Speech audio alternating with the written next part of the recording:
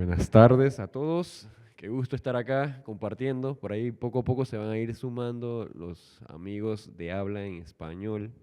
Ustedes que tienen amigos y les escriben por Twitter, Telegram, díganles que ya vamos a comenzar, que ya vienen las dos últimas charlas del día de hoy. Van a comenzar. Esperemos que estén todos acá cómodos, contentos, felices.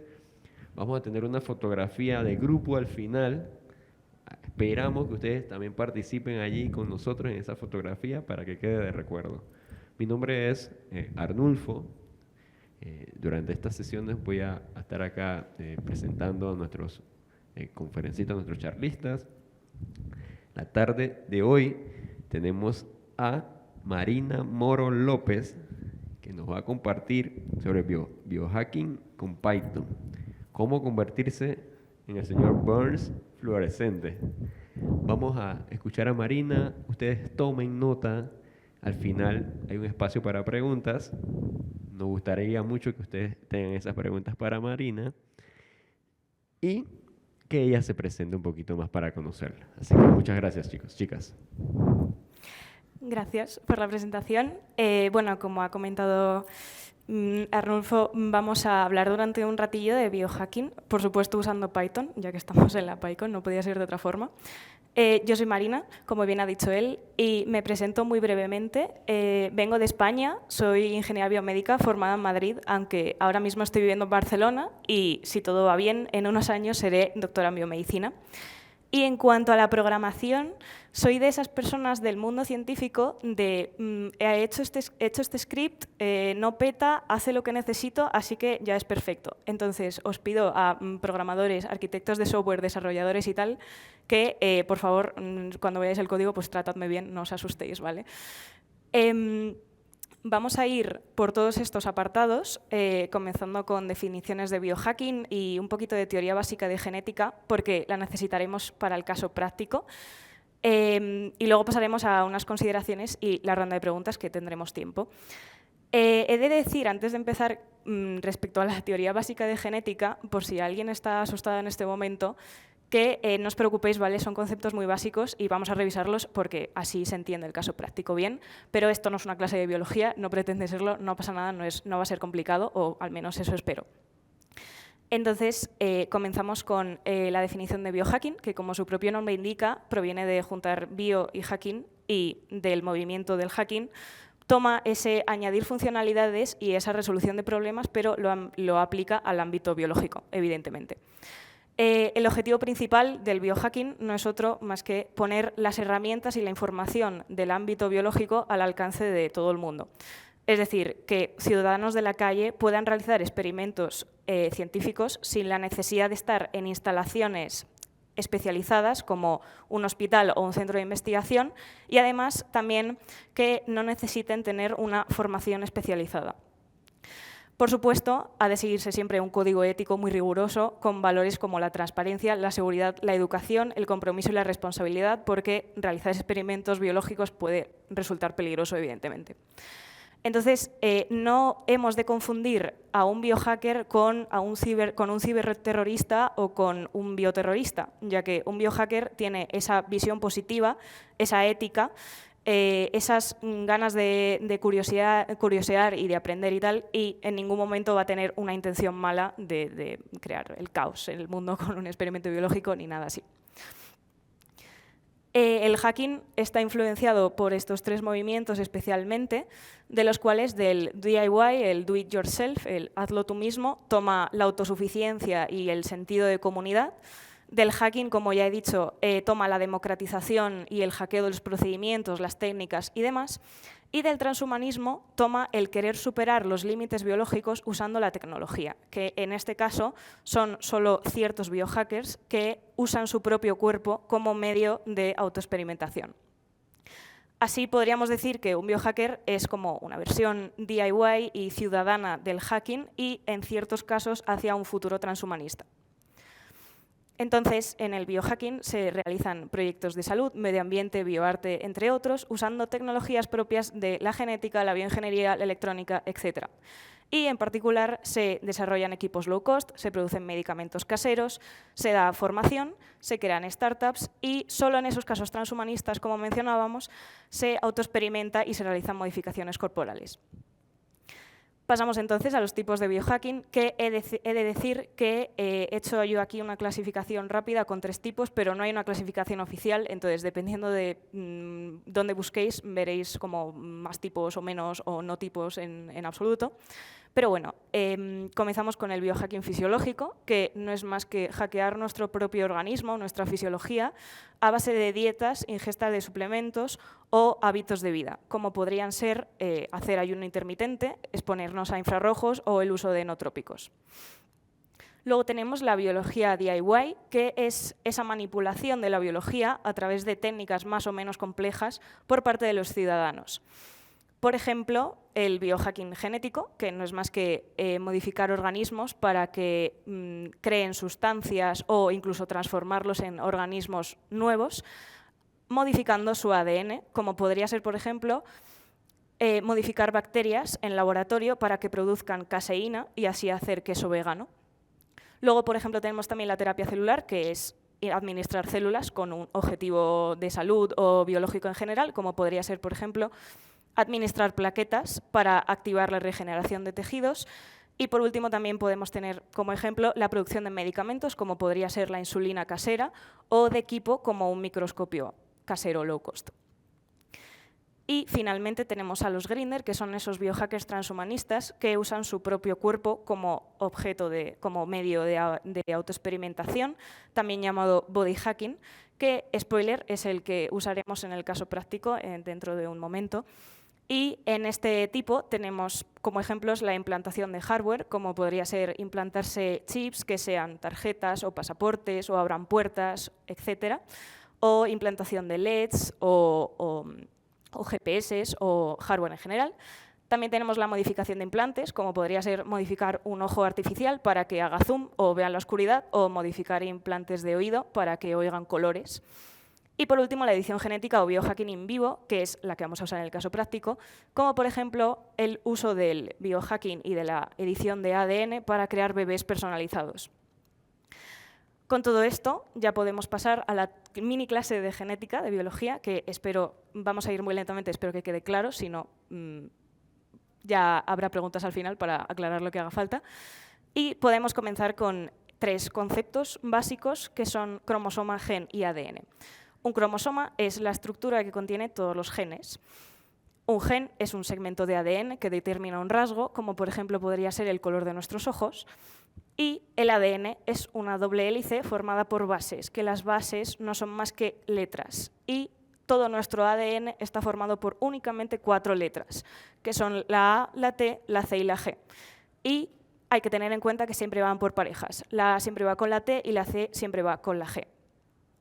Ahora bien, ¿cómo pasamos de un ADN, una string formado por combinaciones de 4 letras, hasta ese color de los ojos que os mencionaba, que es el rasgo que tenemos? Pues bien, el ADN da lugar al ARN, es como su hermano pequeño, que es como el ADN, pero en vez de ser doble hélice, es una hélice simple y tiene una peculiaridad, que es que la T es una U. Aquí no hay T's, hay U's.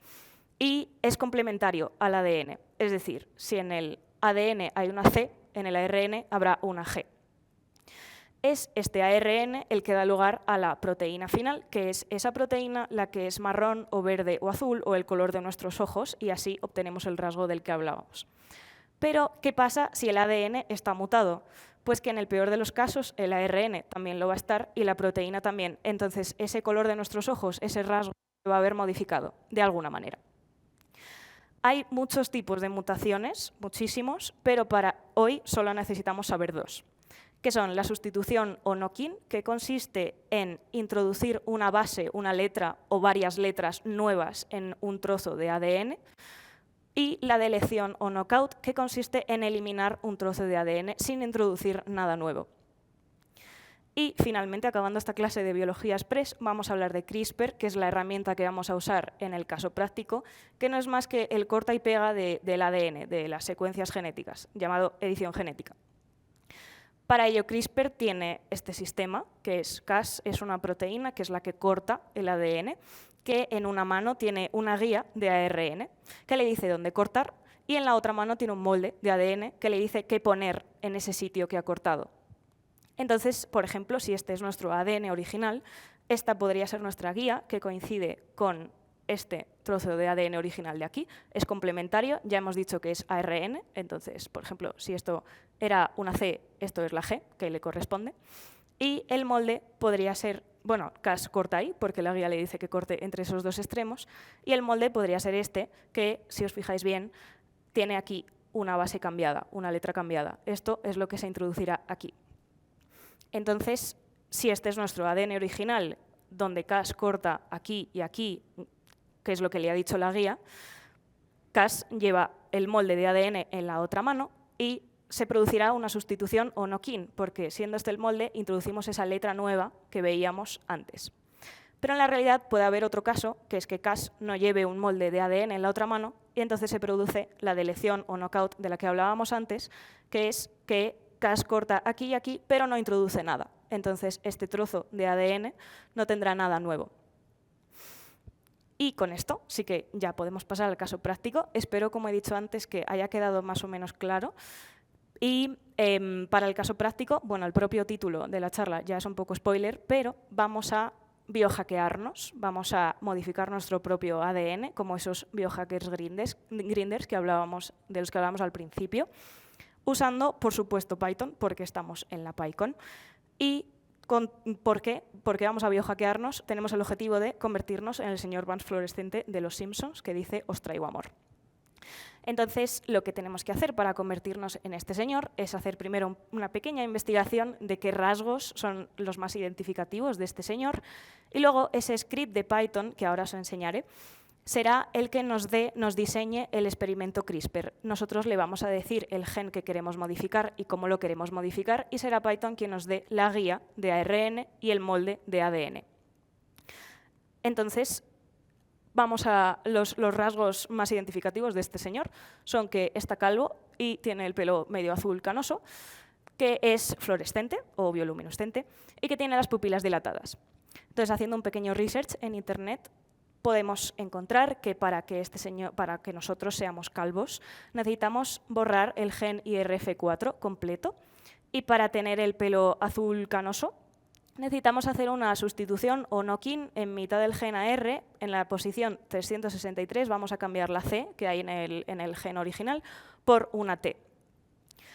Para la bioluminiscencia o la fluorescencia necesitaremos añadir al final del gen TIR un GFP. Un GFP no es más que un trozo de ADN que hace que una célula sea fluorescente. Y para las pupilas dilatadas, cada uno elegirá su medio ilegal de sustancias pecaminosas, o podemos también ir a una farmacia, supongo que con receta, para comprar ciclopentolato, que es las gotitas que usan los oftalmólogos para dilatar las pupilas. Eso ya a gusto del consumidor. Entonces, una vez tenemos esta información, como he dicho, será Python quien nos dé ese experimento de CRISPR, esas secuencias que necesitamos. Por si queréis replicar el caso práctico o en casa o probarlo con otros genes o lo que sea, o si no se ve muy bien esto al fondo, que no lo tengo muy claro, tenéis este código, la presentación y todos los archivos que vamos a usar en este GitHub de aquí, en este repositorio de Biohacking PyConas 23 de mi GitHub. Entonces, os lo enseño un poquito. Este es como el cuerpo principal del script, en el que primero nos pide el archivo del gen. Es un archivo en formato FASTA, que no es más que un tipo de archivo de texto que tiene esa secuencia de 4 letras, de combinaciones de 4 letras que hablábamos del gen, y que podéis conseguir en cualquier base de datos biológico. Es el formato de archivo estándar que usa la gente científica para los archivos de ADN, ARN y tal. Entonces, una vez seleccionado el gen que queremos modificar, el código nos pedirá qué tipo de mutación, si es un knock-in o knockout, qué tipo de mutación queremos hacer. Y en el caso de ser un knock-in, nos pedirá si es en el medio del gen o al final del gen. Este código nos va a devolver 3 archivos de texto, uno con la secuencia mutada, otro con la guía siempre en ARN, que pasará de ADN a ARN lo pasará esta mini función de aquí, que como os he dicho, simplemente cambia la letra por su complementaria usando U en vez de la T, no hace más. Y también nos dará el molde de ADN. Entonces, ya podemos empezar. Primero, queremos hacernos calvos, que para lo que necesitamos borrar el gen IRF4 completo. Entonces, si este es nuestro gen IRF original, el gen IRF mutado será nada, porque queremos borrarlo entero. Y esta será la función que nos va a hacer la guía y el molde, en el que la guía es el gen entero, porque queremos cortarlo entero, queremos borrarlo entero. La secuencia mutada será nada, y el molde también será nada, porque CRISPR no va a poner nada en el sitio de este gen. Aquí os enseño el ADN original. Esta será la guía, que como podéis ver es complementaria. Aquí tenemos una G, aquí una C, y que tiene U's en vez de T's. Y el molde será nada, porque no queremos poner nada en ese sitio del gen IRF original. Para el pelo canoso tenemos que sustituir en la posición 363 del gen AR la C que hay por una T. Entonces, si este es nuestro gen AR original, este será el gen AR mutado. Si os fijáis aquí, en esta base de aquí, tendremos una base diferente, que será, en este caso es una C, en este caso será la T que queremos. Entonces, esta es la función de este código de Python, que nos va a hacer, en este caso, el molde y la guía, para el cual nos pide la posición, primero la posición de la mutación que queremos y después qué base, qué letra nueva queremos introducir en esa posición. Para lo cual la guía será la posición de la mutación, un más menos 25 letras de esa posición para que tenga un rango suficiente para cortar la guía en el ADN original. La secuencia mutada será simplemente el gen original, pero con esa mutation base, con esa nueva letra cambiada, y el molde será esa guía, esa de más o menos 25 bases, pero con la letra nueva. Entonces, Cas cortará las más o menos 25 bases de la posición de la mutación e introducirá la letra nueva. Aquí os enseño el ADN original, en el que esta es la posición 300, está recortado evidentemente, pero esta es la posición 363 en la que hay una C en el gen original. Esta será la guía, que como ya decimos es lo mismo pero complementario y con las U's en vez de T's. Y este será el molde de ADN que nos introducirá aquí, en esta posición 363, la T en el lugar que estaba la C al inicio. Luego, para la bioluminiscencia o para la fluorescencia, ya os he dicho, tenemos que añadir el GFP al final del gen TIR. El GFP, recuerdo, es simplemente un trozo de ADN que se añade a una célula para que sea fluorescente. Sería como, si este es nuestro gen TIR original, sería como añadir ese trozo al final. Es como sustituir el final del gen TIR por el mismo final más el GFP nuevo.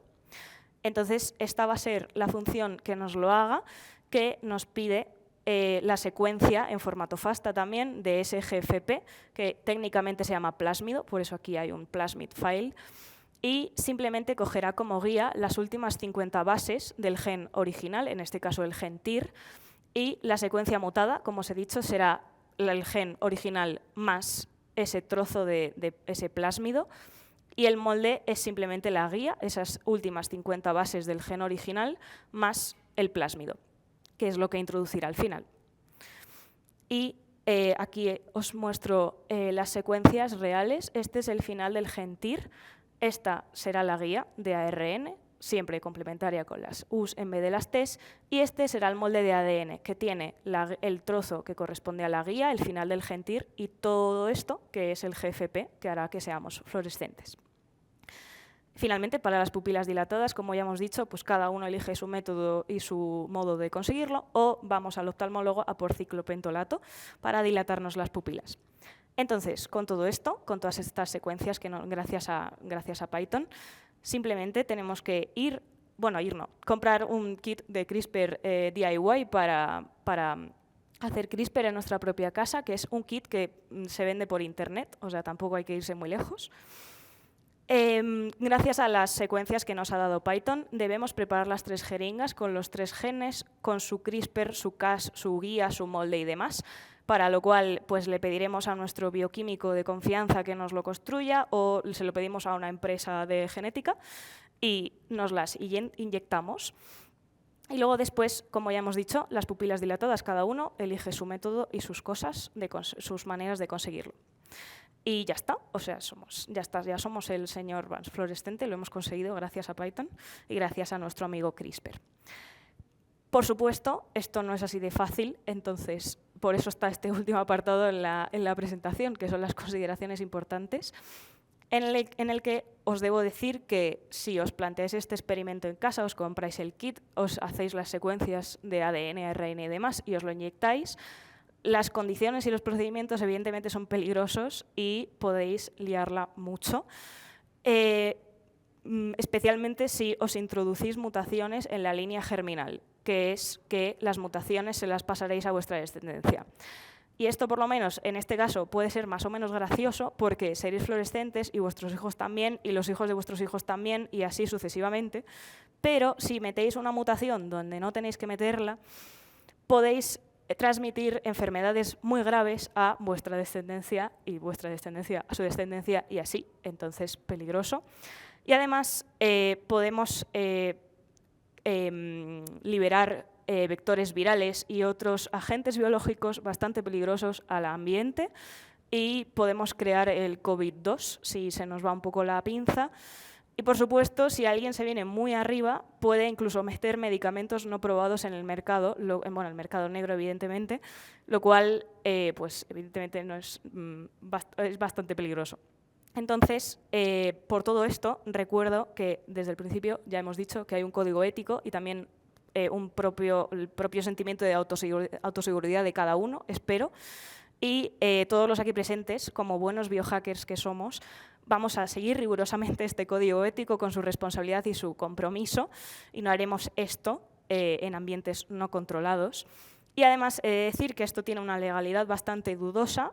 Hay muchísimas restricciones en cuanto al uso de organismos modificados genéticamente, que es lo que seríamos nosotros si nos metemos el CRISPR para convertirnos en el señor Vance.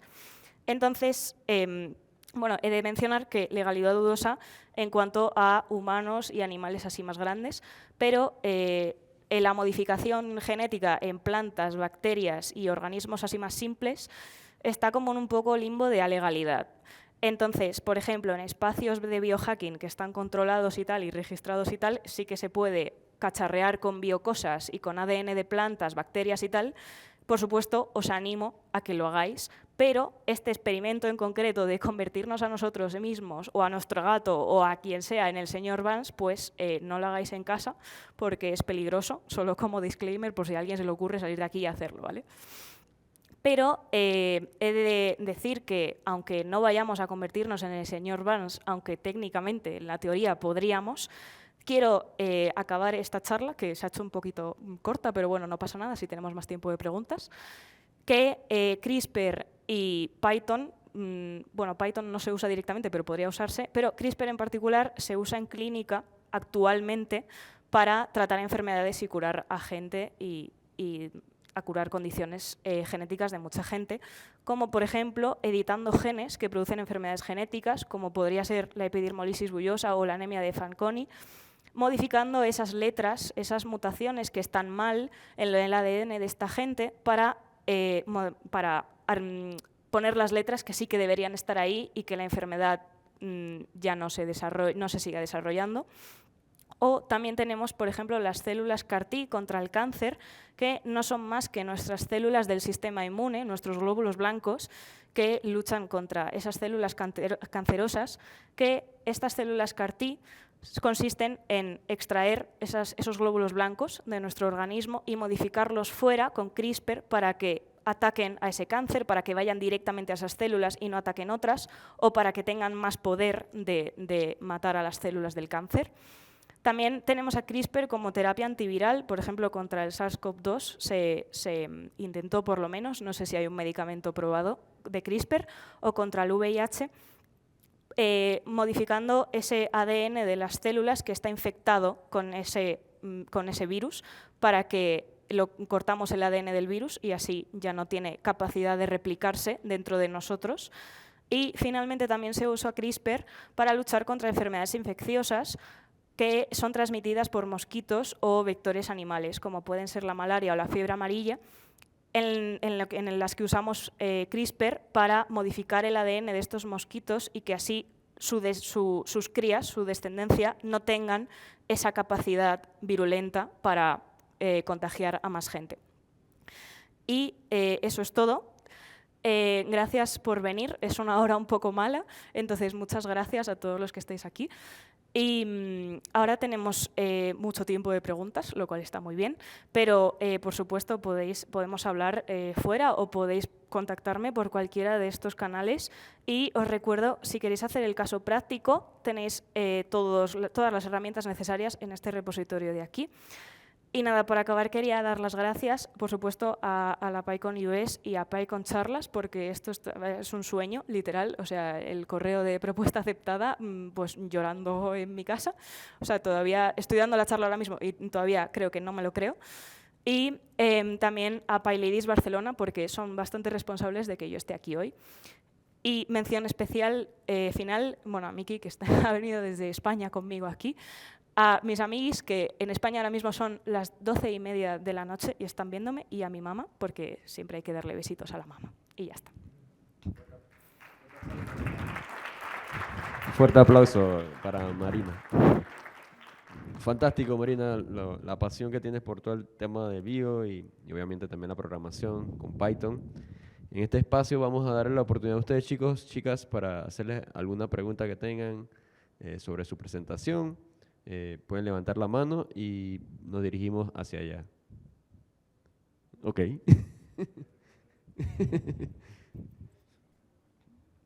Vamos por acá con... no, que vas a hacer una preguntita.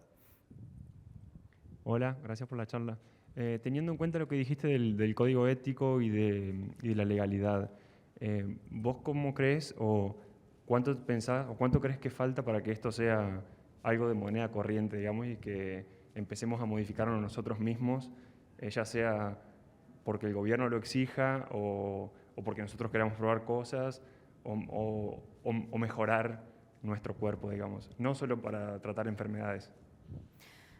Ahora mismo, como he dicho, para tratar enfermedades es legal, hay CRISPR en clínica para tratar esas enfermedades genéticas y demás. Para mejorarnos a nosotros mismos es un dilema ético, de hecho, actual, porque estas herramientas pues, son útiles y se usan en la clínica, pero para mejorarnos a nosotros mismos, súper ilegal, porque al final es que si nos paramos a pensarlo, es que se nos podría ir de las manos muchísimo y es bastante peligroso por lo que he comentado. Si el experimento es exitoso, pero es exitoso en el lugar que no queremos, es que podemos liarla mucho, podemos desarrollar condiciones muy extrañas, enfermedades muy graves. Entonces, ¿cuánto pienso yo que queda para que podamos, el público de la calle, fuera de este ámbito del biohacking que modifica bacterias y tal, o sea, el público general de la calle modificarse a nosotros mismos?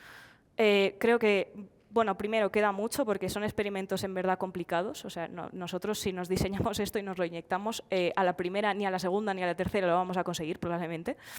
Pero además es que creo que, o sea, dudaría mucho que en cierto momento esto sea legal y que el gobierno lo permita e incluso lo exija.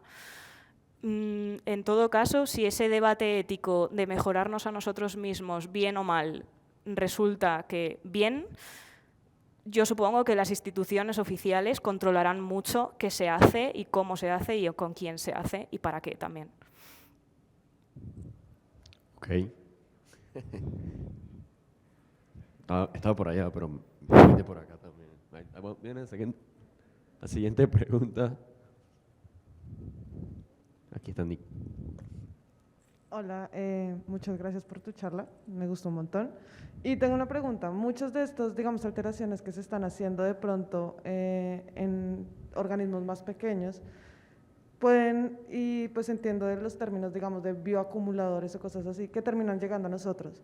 Cuando se hace, o sea, cuando termina llegando a nosotros como usuarios finales, también se podría considerar biohacking, aunque digamos el usuario inicial hubiera sido otro elemento u otro organismo, y eso, ¿qué repercusiones podrían llegar a tener en nuestro organismo? Bueno, aquí hay dos partes. La primera, este biohacking de bacterias y tal, por eso he dicho que hay que irse a un espacio de biohacking que está controlado y tal, para que no pasen estas cosas de release al ambiente o a nosotros y demás. Pero sí que tenemos, por ejemplo, de organismos modificados genéticamente, algo que conocemos todos, que son los alimentos transgénicos, que eso, como has dicho, sí que llega a nosotros al final y que no deja de ser un organismo modificado genéticamente. En el ejemplo de alimentos transgénicos, realmente se ha visto que son seguros y que no nos repercuten a nosotros. Entonces, no sería realmente biohacking, no deja de, por ejemplo, un maíz transgénico no deja de ser un maíz y ya está, no es más que eso. Y en el caso de que sean organismos modificados genéticamente con la capacidad de modificarnos a nosotros también, que es lo que sería biohacking de nosotros, como biohacking indirecto, sería bastante peligroso. Entonces, creo que está en esos casos de, oye, hay que hacer esto en un ambiente controlado. Si, por ejemplo, modificas un virus, eso no, en un espacio de biohacking no se hace, porque evidentemente ese virus se puede liberar al ambiente y puede llegar a alguien.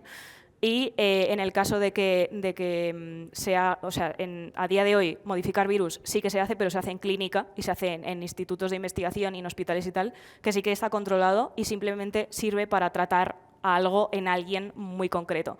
No se libera al resto de nosotros. Entonces, no pasa nada, todo bien, no hay peligro. La verdad que el tema que nos comparte Marina la tarde de hoy ha sido muy interesante, los veo muy interesados ustedes. Sé que vamos a seguir investigando. Ella estará participando por aquí todavía en los pasillos, aquí en el mismo salón, por temas del streaming. Tenemos que culminar por ahora. Vamos a darle un fuerte aplauso a ella, por favor, a Marina. Gracias. Gracias por ese tema. Gracias. Súper interesante. Por ahora, culminamos en esta charla. Pasaremos a la siguiente charla a las 5 en punto. Todavía tenemos unos 15, 10 minutitos por allí. Pueden vamos a estirarse un poco para que también comience la transmisión por streaming online en hora en punto. Así que, listos, nos vemos dentro de unos como 15 minutos, 10 minutitos, con Iván, que ya está aquí súper preparado y emocionado para hablarnos también. Así que, muchas gracias, chicos, chicas. Oh, por favor, ya saben. Gracias.